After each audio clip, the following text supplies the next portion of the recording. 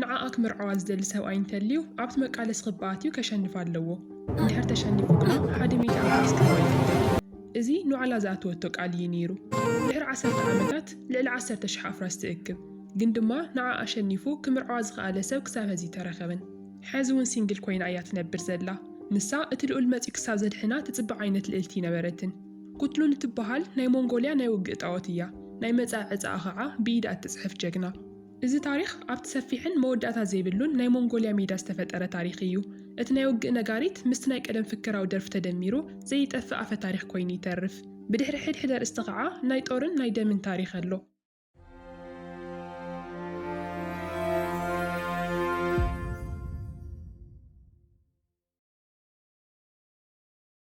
እቲ ለይቲ ብጣዕሚ ጸልማት እንከሎ እታ ደማቕ ወርሒ ኣብ ሰማይ ትረአ ሓንቲ ኣረጊት እናሓጓኣ ምስ ጓልጓላ ብፈረስ ተሰቒለን ጉዕዞ ይገብራ ኣለዋ ነዊሕ ምስ ተጓዓዛ እውን ኣብቲ ናይ እምባ ጫፍ ይበጽሓ ካብ ፈረሰን ወሪደን ኣብ መሬት ኮፍ ምስ በላ እታ ህፃን ኩትሉን ናብ እናሓጓኣ ትጥምት እቲ ትዛረባ ዘላ ነገር ሙሉእ ንሙሉእ ይርዳኣ ከም ዘየለ ካብ ገጻ ይንበብ ነይሩ እታ እናሓጓኣ ኣብዚ ዓለም ዘለኣለም ኣይትነብርኒ ኢኺ ኣብዛ ትነብረላ ግዜ ጠንካራን ዘይትሽነፍ እንተኮይንክ ግና እቶም ኣማልኽቲ እውን ምሳኻ ክኾኑ እዮም ትብላ ቀፂላ ኸዓ ርእሳ ቅንዕ ኣቢላ ናብ ወርሒ እናጠመተት ጸሎት ትገብረላ ኣብ መንጎ እቲ ጸሎት እቲ ድምፃ እናተሓተ ይመጽእ እሞ ሓደ ካብቲ ጫካ ዝተለኣኸ ዓጋዘን ኣብ ቅድሚኤን ደው ይብል እቲ ዓጋዘን ናይ ጸሎተን መልሲ ከም ዝኾነ ተረዲእዋ እታ እናሓጓኣ ፍሽኽ ትብል ዓይና እውን የንጸባረቕ ዓመታት ሓሊፎም ኩትሉን ብኣሕዋታ ተኸቢባ ትዓቢ ሓደ መዓልቲ እቶም ኣሕዋት ተኣኪቦም ናብቲ በረድ ዝነበሮ ጫካ ይኣትዉ ኣብኡ እናተዛሩ ከለዉ ኸዓ ሓንቲ ጻዕዳ ማንቲለ ይርዩ ነታ ማንቲለ ዝሓዘ ከም ሽልማት ይርአ ስለ ዝነበረ ኩሎም ጦር ወርዊሮም ንምሓዝ ይሙክሩ ግን ድማ ኩሎም ጦር እናሰደድወላ ክወቕዓ ዝኸኣለ ግና ማንም ኣይነበረን ወይ ንሶም ናብ ካሊእ ይሰድዎ ወይ ከዓ ንሳ እናስሓተቶም መሓዝ ተኣብዮም ድሓር ግን ድሕሪ ብዙሕ ሙከራ ሓንቲ ጦር ካብ ድሕሪት መፂኣ ነታ ማንቲለ ተወቕዓ መጀመርያ እቲ ጦር ዝወርወረ መን ከም ዝነበረ ይፈለጡን እቲ ዓብዪ ሓወም ድዋ ንኹሎም በብሓደ እናገበረ ይሓቶም ነታ ማንቲላ ክሕዛ ዝደለየ ንሱ እዩ ነይሩ ከይተወቕዋ ኢለኩም ነይረዎ ዶ እዚኣ ናተ እያ ነይራ እናበለ ይኹርየሎም ኣለዉ ኣብ መንጎ ዝክርክር ኩትሉን ጻዕዳ ካፖርት ጌራ ፍሽኽ እናበለት ናብኦም ትመጽእ እቲ ገጻ ዝነበረ ዓርሰ እምነትን ፍሽኽታን ድዋ እቲ ሓቂ ንኽፈልጥ ይገብሮ ነታ ማንቲለ ብጦር ወርዊራ ዝወቕዐታ ኩትሉን እያ ነይራ ድዋ ተናዲዱ ናብታ ዝሞተት ማንቲለ ይኸይድ እሞ እቲ ጦር ካብ ከብዳ ኣውፂኡ ኣብ ክልተ ይሰውሮ ንኩትሉን ንምንዳድ ኢሉ ዝገበሮ ነገር እዩ ነይሩ ኩትሉን ግና እቲ ዝተሰበረ ጦር ከየተሓሳሰባ እታ ማንቲለ ግና ናታ ከም ዝኾነት ትነግሮም ኣብቲ ሰዓት እቲ ዓብዪ ንጉስ ካህን ካይዱ ጀነራላት ተኸቲሉ ናብኡ ይመጽእ እቲ ንጉስ ንዕኦም ኣቦኦም ወላ እንተኾነ ንሶም ግና ንዕኡ ክብሪ ከርእዩ ኣብ ቅድሚቱ ይንብርከኹ ንጉስ ካህን ኣብ ናይ ወዱ ኢድ ዝነበረ ዝተሃደነት ማንቲለ ምስ ረኣየ ብኹርዓት ምዝራብ ይጅምር ረእይዎ ዝወደይ ብንእስነቱ ጎበዝ ጦር ወርዋሪ ኮይኑ እናበለ ደኒኑ ይስዕሞ ድሓር ካብኡ ሓሊፉ ናብ ኩትሉን ክመጽእ እንከሎ ግና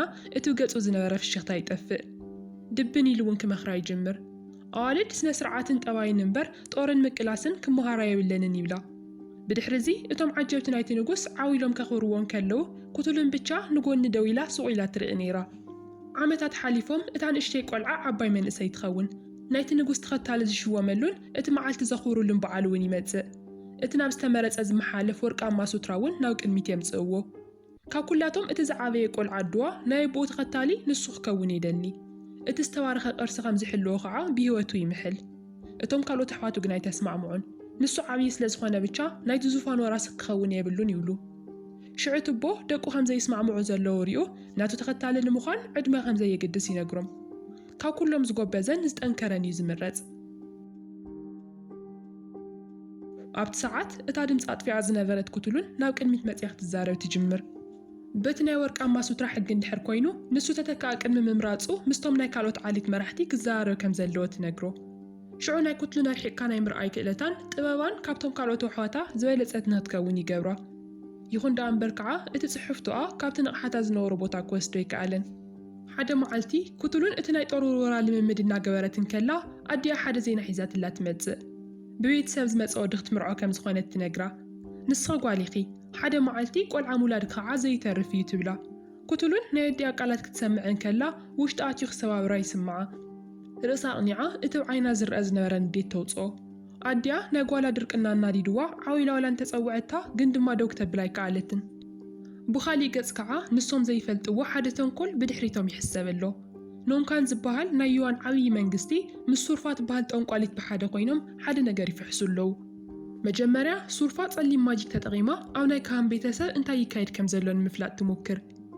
ኣብ ናይ ኩትሉን ገዛ ድማ ብዙሓት ኣጋይሽ እናመፁ ንኩትሉን እንቋዕ ደስ በለኪ ይብልዎ ኣለው። እቶም ወለዳ ኩሉ ነገር ደስ ኢልዎም የኽብሩ እዮም ዘለው። እቲ ሓደጋ ይመጾም ከም ዘሎ ግን ኣይፈለጡን። ፍርቂ ለይቲ ምስ ኮነ ብዙሓት ዝተላኣኹ ቀተልቲ ቀስ ኢሎም ናብ ናይ ካህን መደቀሲ ይኣቱ። ንሶም ከይተጸበይዎ ደማዊ ቅትለት እውን ይመጾም። በዚ ምኽንያት እቲ ንጉስ ካህን ካይዱ ብዙሕ ደም እናፈሰሶ ናብ መሬት ይወድቕ።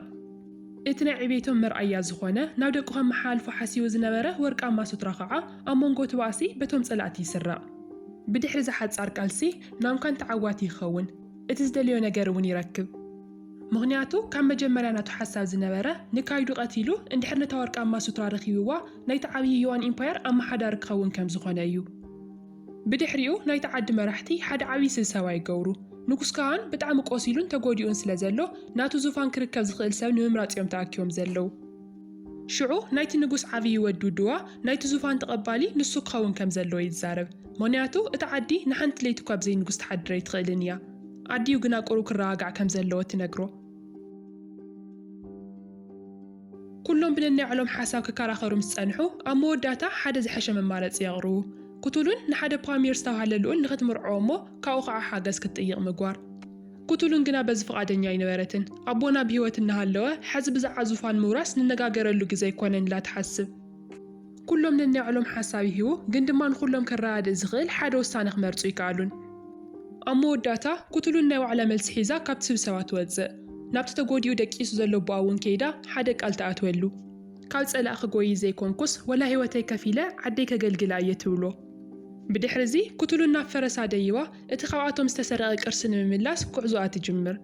መጀመርያ ዝገበረቶ ነገር እሙናት ዝበለቶም ወታደራት ሒዛ ናብቶም ቅድሚ ሕዚ ዝተማረኹ ናይ ኖምካን ወታደራት ትኸይድ።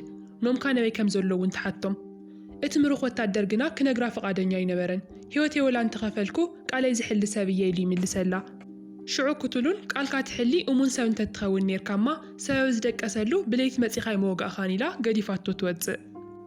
ብድሕሪ እዚ ኩትሉን ወታደራታ ሒዛ እናኸደት እንከላ ኣብ መንገዲ እቶም ናይ ጸላእቲ ወታደራት ይረኽብዎም። ብጦርን ብሰይፍን ዝተሓወሶ ሓያል ኩናት እውን ይገብሩ። ድሕሪ ትባእሲ ናይ ኩትሉን ወታደራት ተሸኒፎም ጉዕዞኦም ይቕጽሉ። ግን ነዊሕ ከይተጓዓዙ ካልኦት ገጾም ዝተሸፈኑ ጸላእቲ እንደገና ይረኽብዎም። እቲ ናይ ሕዚ ባእሲ ካብቲ ናይ ዓንተወይ ዝገደደ እዩ ነይሩ። እቶም ጸላእቲ ብጣዕሚ ሓያላት ስለ ዝነበሩ ብዙሕ ደም ምፍሳስ ይግበር። ኣብቲ ሰዓት ሓደ መን ምዃኑ ዘይፈልጥዎ ሰብኣይ መፂኡ ንናይ ኩትሉን ወታደራት እናሓገዘ ምስቶም ጸላእቲ ይባኣስ። ብጣዕሚ ጎዝ እውን ስለ ዝነበረ ንከሸንፉ ይሕግዞም እሞ እቲ ባእሲ ከዓ ይውዳእ። ብድሕሪ እዚ ኩትሉን ናብቲ ሰብኣይ ከይዳ መን ከም ዝኾነን ንምንታይ ይሕግዞም ከም ዘሎን ትሓቶ። ሽዑት ሰብኣይ ስሙ ኣባታይ ከም ዝኾነ ምስ ነገራ ኩትሉን ብጣዕሚ ትድንግጽ። ኣባታይ ማለት ናይ ንእስነት ዓርካ ዝነበረ ኮይኑ ሓደ መዓልቲ ግን ብሚኒስተር ካሻን ተወሲዱ ምስቶም ጸላእቲ ይዓቢ። ካብኦም ተፈሊካው ዝውሰድ እንድሓር እውን እንታይ ከም ዘጋጠሞ ብዝርዝር ክነግራ ይጅምር። ኣገዲዶም ናብቲ ናይ ጸላኢ ኩብላይ ካህን ሓይልታት ወላ እንተእተውዎ ንሱ ግና ሓንቲ መዓልቲ ዓዲ ረሲዑ ይፈልጥን። እቲ ሓደ ለይቲ ጸላእቲ መፂኦም ነቦኣ ክቀትልዎ ክምክሩ እንከለውካ ንዕኡ ህይወቱ ዘድሐነሉ ንሱ እዩ ነይሩ። ሕዚ እውን እቲ ወርቃማ ሱትራ ምምላስ ክሕግዛ ከም ዝኾነ ብህይወቱ ቃል ይኣትወላ። ኩትሉን ንሱ ክዛረብ እንከሎ ሱቕ ኢላ ትሰምዖ። ሕዚ እውን ዘጠራጥርዋ ነገራት ወላ እንተሃለዉ ግን ድማ ሓደ ናይ መወዳእታ ዕድል ክትወኽዓ ትውስን። ሕዚ እውን ነዊሕ መንገዲ እዩ ዝተርፈና። ክሳብ እቲ ወርቃማ ሱትራ ዝምልስ ከዓ ሓጢኣትካ ይቕረ ይብለልካን ትብሎ። ካብኦም ሰኦም ተሓዊሱ ጉዕዞ ይጅምር። ኣብቲ ናይ ጸላእ ካምፕ ጥቓ ምስ በጽሑ ከመይ ገይሮም እታ ወርቃማ ሱትራ ከምጽዋ ከም ዝኽእሉ ይመኻኸሩ ኣለዉ። ሽዑ ኣባታይ ሓደ ሓሳብ ይቕርብ። እቶም ናይ ኖምካን ወታደራት ንዕኡ ስለ ዝፈልጥዎ ቀስ ኢሉ ኸይዱ ተሓቢኡ ሰሪቑ ንኸምጽኣ ይነግሮም። ኩትሉን ወታደራታን እውን በዚ ይኣምንዎ እሞ ቃሉ ንኽሕሉ ጠንቂቖም ይሰድዎ። ብድሕሪ እዚ ኣባታይ ናብቲ ካምፕ ኣትዩ ኣብ ቅድሚ ኖምካን ይቐርብ። ቅድሚ ሕዚ ንንጉስ ካህን ቀትሉ ክከዱ እንከለዉ ኣባታይ በቶም ወታደራት ከም ዝተማረኸ እዩ ዝሓስብ ነይሩ። ሕዚ ብዓይኑ ክሪኦ እንከሎ ከመይ ገይሩ ናብዚ ከም ዝመፀ ይሓቶ። ፈረስ ሂው ንኽትከይድ እውን ዲለቂቑካ እናበለ እውን ይቕልደሉ። ኣባታይ ግና ተጠንቂቑ ይሕስ ከም ዘለውን ከይፍለጦ እናሞከረ እቲ ልኡል ምሕረት ገይሩ ከም ዝሰደዶ ይነግሮ። ኖምካን ግና ሙሉእ ንሙሉእ ከም ዘይኣመኖ ካብ ዓይኑ ይንበብ ነይሩ። ብድሕሪ እዚ ናይ ኖምካን ሰለልቲ ሓደ ሕማቕ ዜና ሒዞምሉ ይመፁ። ናይ ካይዱ ዓብዪ ወዱ ድዋ ወታደራቱ ሰሊፉ ንወረራ ናብኡ ይመጽእ ከም ዘሎ ይነግርዎ። ሕዚ ኣብ መንጎ ክልቲኦም ዓብዪ ጦርነት ክካየድ ከም ዝኾነ ፍሉጥ እዩ። እቶም ድዋ ሒዞም ዝመጹ ዘለዉ ወታደራት ከዓ ቁጽሮም ብዙሓት ስለ ዝነበሩ ብቐሊሉ ከሸንፉ ከም ዘይኽእሉ ተረዲእዎም እዩ።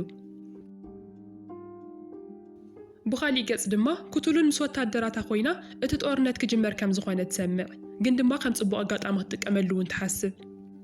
እቲ ጦርነት ምስ ተጀመረ ናይ ኖምካን ወታደራት ካብቲ ካምፕ ወፂኦም ክኸዱ እዮም። ሽዑ ንሳ ነቲ ዕድል ተጠቒማ ናብቲ ካምፕ ተኣቲ እሞ ነቲ ወርቃማ ሱትራ ሰሪቓ ንኽትከይድ እያ ትሓስብ ዘላ። እቲ ሱትራ ኣብታ ናይ ጠንቋሊት ገዛ ከም ዘሎ ሰሚዖም ነይሮም እዮም። ሽዑ ኩትሉን ወታደራታ ኸቲላ ናብቲ ክፍሊ ተኣቲ፣ ኣብ ውሽጢ ዝጸንሖም ግና ካልእ እዩ ነይሩ። ነታ ሱትራ ክወስዱ ክመጹ ከም ዝኾኑ ቀዲሞም ሰሚዖም ስለ ዝነበሩ መጻወድያ ቀሪቦም እዮም ጸኒሖም ነይሮም። በዚ ምኽንያት ኩትሉን ናብ ናይ ጸላኢ ኢድ ተኣቲ። ጓልያ ኢሎም እኳ ምንም ምሕረት ኣይገበሩላን። ኣብ ዓብዪ ኦም ይኣስርዋ እሞ ብሓይሊ ከዓ ይቕጥቅጥዋ። ቁሩ ጸኒሓ እታ ጠንቋሊት ትመጽእ እሞ ጦር ምውርዋር ጎበዝ ከም ዝኾንክ ሰሚዐ እየ።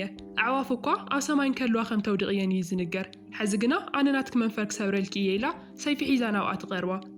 ሽዑ ኣብ መንጎ ክልቲአን ሓያል ባእሲ ይለዓል። ኩትሉን እውን ብሓንቲ ኢዳ ብቻ ሰይፊ ሒዛ ህይወታ ንምትራፍ ትበኣስ። ግን ክትስዕራ ኣይከኣለትን። እታ ጠንቋሊት ልዕሊ ዓቕማ ትኾና እሞ ኩትሉን ኣብ ኣፍ ሞት ትበጽሕ። ግን ከይተጸበየቶ እቲ ናይ ቀደም ዓርካ ኣባታይ መጺኡ ህይወታ የድሕነላ። ብኻሊእ ገጽ ድማ እቲ ኣብ መንጎ ናይ ኖምካንን ናይ ድዋን ወታደራት ዝካየድ ዘሎ ጦርነት ይቕጽል ኣሎ። ግን ሃንደበት ልውል ድዋ ተማሪኹ ናብ ቅድሚ ኖምካን የምጽእዎ። ኣጋጣሚ ኮይኑ እቲ ሕዚ ንድዋ ዝማረኾ እቲ ቅድሚ ሕዚ ክሓዲ ዝነበረ ሚኒስተር ካሻን እዩ ነይሩ። ሚኒስተር ካሻን ቅድሚ ሕዚ ጥፋት ወላጥፊኡ እንተነበረ ሕዚ ግና ኣብ ቅድሚቲ ንጉስ ሞገስ ክረክብ ተስፋ ይገብር። ዕቤት ከም ዝረክብ እውን ርግጸኛ እዩ ነይሩ። ኖምካን ግና ከምኡ ይገበረን። ቅድሚ ሕዚ ክሓደካ ባርያ ድሕሪ ሕዚ ክትኣምኑ ይትኽእልን ይብሎ። ንኻልኦት ወታደራት መምሃሪ ክገብሮ እውን ስለ ዝደለየ ኣብ ቅድሚ ኩሎም ተቐቲሉ ንኽመውት ይገብር። ብኻሊእ ገጽ ድማ ንኩትሉን ንእሽተይ ሓዋ ልኡል ኡርስ ወታደራቱ ሰሊፉ ናብ ናይ ኖምካን ሓይልታት ይመጽእ። ካብቲ ናይ ቅድሚ ሕዚ ዝገደደ ብጣዕሚ ሓያል ኩናት እውን ይግበር። ብዙሕ ጦር ናብ ቅድሚት ይውርወር፣ ሓያል ደም እውን ናብ መሬት ይፈስስ። ኣብ መወዳእታ ግና ናይ ዩረስ ሓይልታት ተሸነፍቲ ይኾኑ። ብኻሊእ ገጽ ድማ ኩትሉን ካብቲ ኣሲራትሉ ዝነበረት ብኣባታይ ተፈቲሓ ተሰዲዳ እያ። ናይ ሕዚ ዓላማኣ ንኖምካን ንባዕሉ ረኺባ ነቲ ወርቃማ ሱትራ ምምንጣል ብቻ እዩ። ድሕሪ ዝተወሰነ ኣለሻ ኩትሉን ምስ ኖምካን ገጽ ንገጽ ይራኸቡ። ኖምካን ግና ብንዕቐት እናሰሓቃ እዩ ነይሩ። ጓልያ ኢሉ እውን ስለ ዝሓሰባ ከም ዘሸንፋ ብጣዕሚ ርግጸኛ እዩ ነይሩ። ኩትሉን እውን ግን እቲ ዕድመ ልክዓ እናተላመደቶ ዝነበረት ክእለታ እተውፀአሉ ግዜ ሕዚ ከም ዝኾነት ትርዳእ። መን ከም ዝኾነ ክተርእዮ ትደሊ፣ ግን ድማ ንዕኡ ንምርግጋጽ ኢላ ብቻ ዘይኮነስ ነቦኣ እውን ቃል ኣትያትሉ ስለ ዝመፀት ናይ ህይወታ ቃልሲ ትገብሮ። ንዝተወሰኑ ደቂቕ ምስ ተበኣሱ ኖምካን ከም ዝተሓሰባ ደካማ ከም ዘይኮነት ይርኢ። በተለይ እቲ ሰይፋ ክሳዱ ክትገብረሉን ከላ ህይወቱ ንኽተድሕነሉ ክልምና ይጅምር። ሽዑ መማረጽ ስለ ዘይነበሮ እቲ ሱትራ ውፅኡ ንኽህባ ይግደድ። ኩትሉን እውን ግን ከምኡ ጨካን ኣይነበረትን። ኣብ ገመድ ብቻ ኣሲራቶ ከይቀተለቶ ገዲፋቶ ትኸይድ። ብድሕሪ እዚ እቲ ኩናት ይውዳእ። ኩትሉን እውን ከምቲ ነቦኣ ቃል ዝኣተወቶ እቲ ሱትራ ሒዛቶ ናብ ዓዳ ትምለስ። እቶም ህዝባ ዝክሪኡ ከለዉ ብሓያል ሓጎስ ይቕበልዋ። ኩሎም ተኣኪቦም እውን ዓወቶም እናኽበሩ ኣብ ቅድሚ እቲ ሱትራ ይሰግዱ። ብድሕሪ እዚ ድዋ ኣብ ቅድሚ ኩላቶም ቀሪቡ ኣባታይ ክሓዲ ከም ዝኾነን ኣብ ቅድሚ ኩሉ ሰብ እውን ክቕተል ከም ዘለዎን ይዛረብ። ኩትሉን ግና ንኡ ሓጊዛ ደው ትብለሉ።